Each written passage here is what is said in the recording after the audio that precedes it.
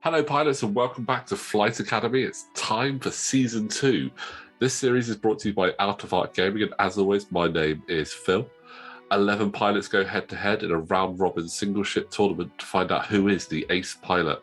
The format rules are in the description below, but joining me for Round 2, Game 3, once again, we have... And I'm Fraser. Thank you very much, Phil, for inviting me today.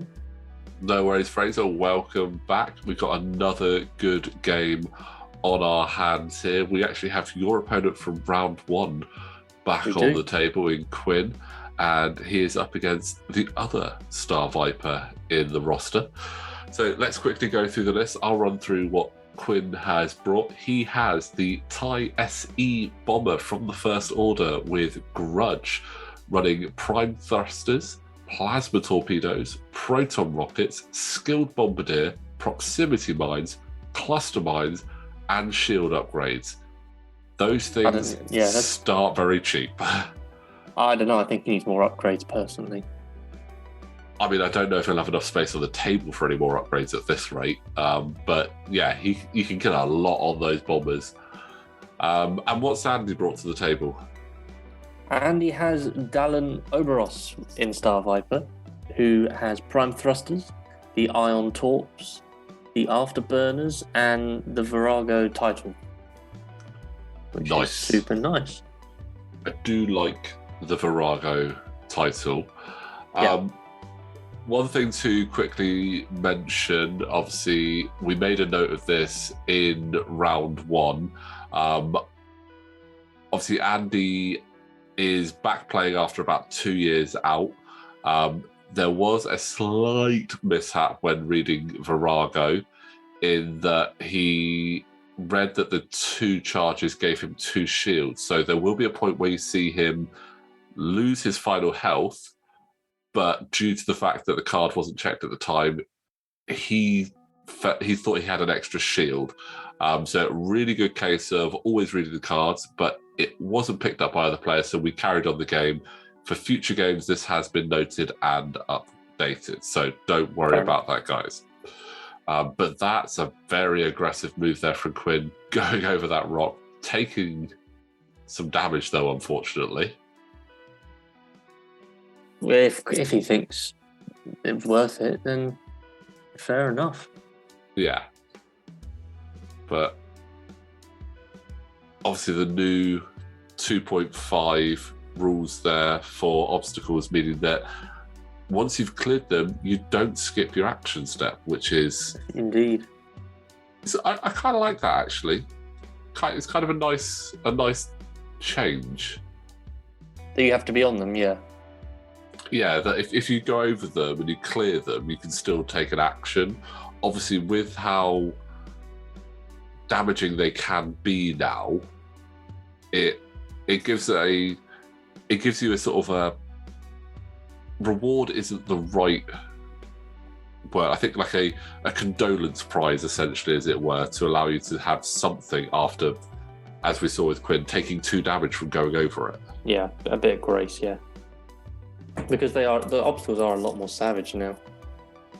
Yeah, I mean, the asteroids auto damage plus roll a dice and take whatever you get. Yes. Gas clouds, the ability to triple ion you. Oh, Quinn is using those mines again. Beautifully done. Which one? It's a prox mine he's dropped there. Of course it's a prox mine. Of course it is. I'd have been tempted by Cluster. I think you would have got him with 2, but using Grudge's ability to make him re-roll that, so that is 2 damage from that prox mine. When I first saw Grudge and when they first announced him, I was really excited by him. He's possibly one of my favourite bomber, FO bomber pilots. Yeah, it is a really cool ability that he's got there. And I think that system phase boost and then the ability to drop a mine or bomb is really cool. And I think it's a very savvy tactic to add prime thrusters on there as well, so that you can still do it when you've got up to 2 stress. I think we've got quite a few prime thrusters on the table. Obviously, Andy's got it on Dalen, Connor's got it on Guri, but I think that prime thrusters is kind of coming into its element here. So it was a really good like case for it, wasn't it? Because we have quite a lot of points for a single ship potentially. To take an expensive card like prime thrusters seems worth it. I mean, prime thrusters, if I remember off the top of my head, is 6 points. So you're looking at a sizable chunk of your 75 points that you get to spend here. But it's done work there for Quinn, and is it about to pay dividends there for Andy as well? He's getting a range 3 shot off, being able to do that boost off the back of a sloop. So that's 2. Yeah. That's and a 2. And a blank out. And they are going through. That's half points there. Not ideal at all. But as we saw in your game with Quinn in round 1, he does have the tools. And here are some of those tools being dropped. Which one is it? It's the cluster mine. Clusters. I do like the clusters. I think they are really cool. Obviously, Andy is definitely wanting to chase Quinn, and Quinn is saying, all right, well, if you want to chase me, this is what you've got to go through. Yeah. So, willing and to... I think that was such a good choice as well. Because he's now almost blocked that off. Is there a way he can get around that? Possibly. It's a very small window to... That's the small window. Flipping heck. Wow. Oh. I mean, yeah, round of applause for that. Applause, Andy. That was... I mean, yeah, you can see exactly. I enjoyed that. Got a photo of that. Yeah, what more can I say? I mean, if you were rooting for Grudge there, you're probably disappointed that none of those mines got Andy, but you can't deny that obviously, I don't think Andy was anticipating the cluster mines. He was probably thinking it was going to be proxies, but that was absolutely flying through the eye of the needle there. Yeah, that was so good. Saving that target lock still. I mean, I think 2 is still pretty good, and unless, of course, you roll eyes, then you focus and you live. All evaded there. So, yeah, I think really, really fortunate there for Quinn. Again, just a bit unfortunate that those cluster mines did miss, but it meant that obviously Dalen's had to take a slightly different approach. He couldn't really barrel roll to get into a slightly nicer position. No. So, but I'll tell you what, that system phase boost, adding it on, it just makes those ships so maneuverable. It is. It's their weakness is they've only got straight blues, and only a couple of them. But yeah, if you stress them out and you don't have prime thrusters, that's how you weaken your FO bomber. But yeah, I love the system boost. I was actually when we heard they were coming, but we didn't know exactly what was going on. I was asking or questioning how could they improve on the nimble bomber of the Empire tie, and I think the system boost is the perfect answer. It really fits in with that FO flavour of being more aggressive with everything, being more manoeuvrable, having slightly more powerful engines, slightly more powerful ships. Yeah, it does fit with that aesthetic, and I quite like it. Although the nimble bomber for the Empire bomber is a great ability. I think the potential with that system boost plus skill bombardier means there's much more variety of where it can go. Oh, and Quinn is just throwing the evades down there. Natty evade there. That savage. 3 evades from a bomber. You just don't see that. That's just unheard of. Nice. I love it. I'm not sure he's particularly worried there with the obstruction bonus, and also Yeah. 1 hit's not a huge deal. No, it's not too bad. Whilst we're waiting for Quinn to do his system boost, just want to remind you guys that if you do enjoy what we're doing here at Art of Art Gaming, you can support us on Patreon with the link in the description below. And a big sloop there from Quinn.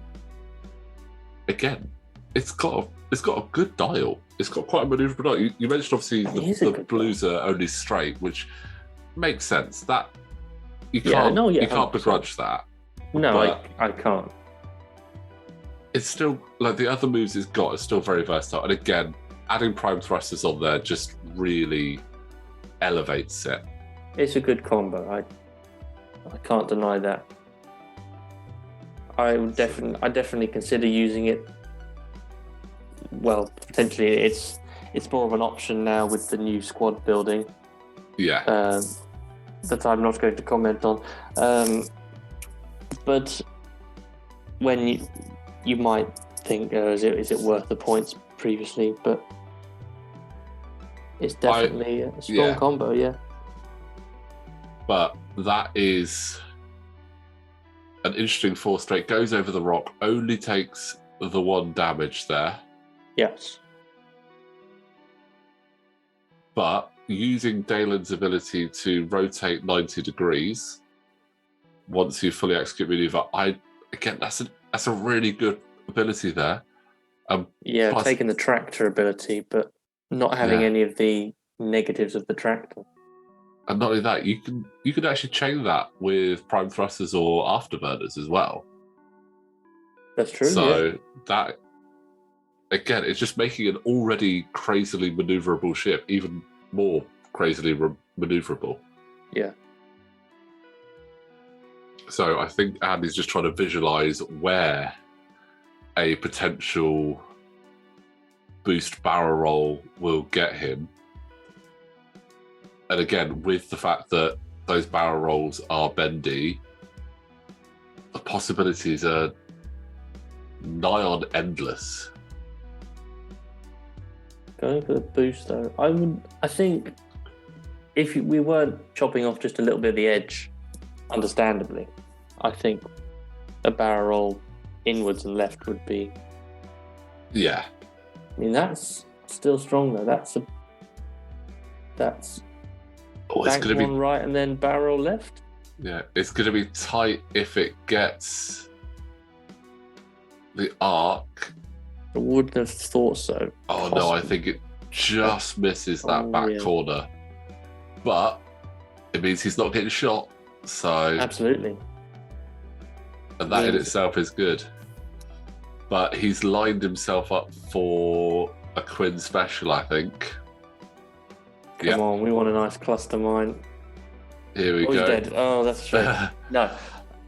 The bomber showing how crazily maneuverable it can be, just throwing itself further forward. But that skill bombardier straight in. I love the skill bombardier. I really do. Oh, and that's 3 hits. So again, I pointed out earlier on the slight misread of Virago. So in theory, it's at this point that Andy should actually be down. Right. But where the card was misread and neither player picked it up, we've obviously carried on. Again, although we are doing this as a tournament, it is still casual. Obviously, if a judge call is made, then I will step in and make that call. But in general, if there's no reason for the judge to be called, I'm watching over 3 tables and multiple games. We did on night 1, we did 24 games, so there's a lot going on to keep an eye on. So what was the understanding? Briefly, what was the understanding that went wrong with the Virago card? So Virago, where obviously it provides with a +1 shield and it has the +2 charges. Again, Andy had been out of the game for a fair amount of time, so So you confused the unfortunately, charges, basically. he Right. confused the charges as meaning that you essentially get 2 shields. When it was brought up a little bit later in the night and the card was reread and double checked, and again, admittedly, future learnings, maybe running through everyone's builds before to make sure we all know where we're at. But what the accommodation we came to is that Andy has just got the win, so he will get the 2 points. Normally, he would get an additional point for getting that kill, but the accommodation was that we would not award that bonus point for this round. Both players are absolutely fine with that, but again, absolutely thrilling game there from both players. Quinn using those mines to great effect. Yes, absolutely.